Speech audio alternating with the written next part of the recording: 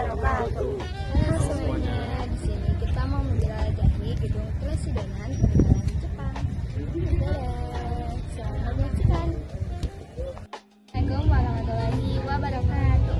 Jadi, gedung Presidenan Purwakarta merupakan cagar budaya kolonial yang dibangun sekitar tahun 1850-an.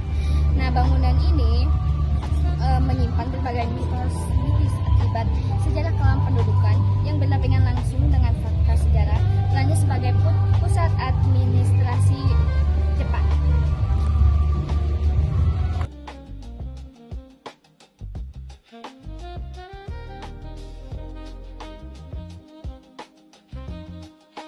Assalamualaikum warahmatullahi wabarakatuh. Di sini aku mau menjelaskan seputar gedung berlambang arsitektur empire ini dibangun pada masa Bupati Arab Suryawinata dan menjadi pusat pemerintahan Presidenan Karawang yang memindahkan ibu kota dari Karawang ke Purwakarta.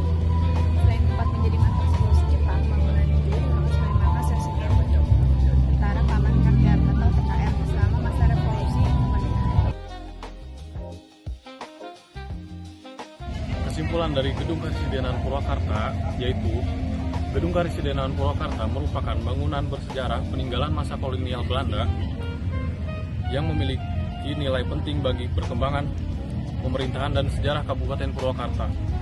Gedung ini dibangun sebagai pusat pemerintahan ketika Purwakarta menjadi ibu kota Karawang. Lalu mengalami berbagai perubahan fungsi dari masa penjajahan Belanda, pendudukan Jepang, hingga masa kemerdekaan.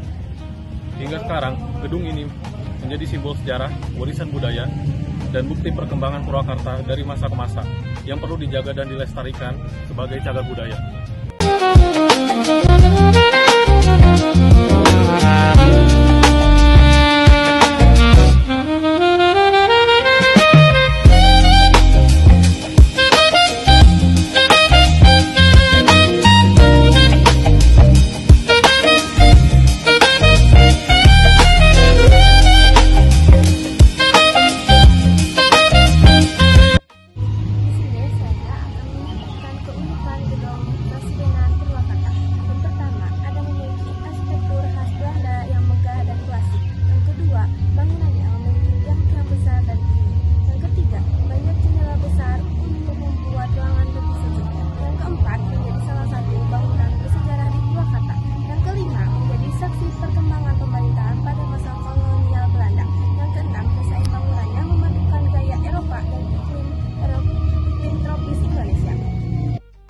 Berikut adalah hal-hal yang memicu mengapa gedung Presiden di Purwakarta dapat menarik bagi wisatawan dari luar.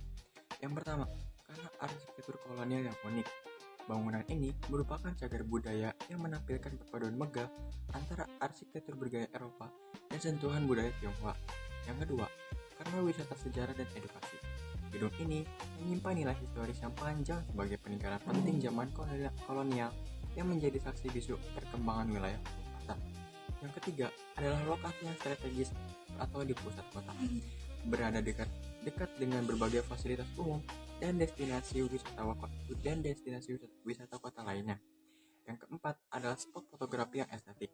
Sudut-sudut bangunan kuno dan halaman gedung seringkali menjadi latar belakang favorit bagi wisatawan yang menyukai fotografi dengan nuansa tempo dulu. Sekian, terima kasih.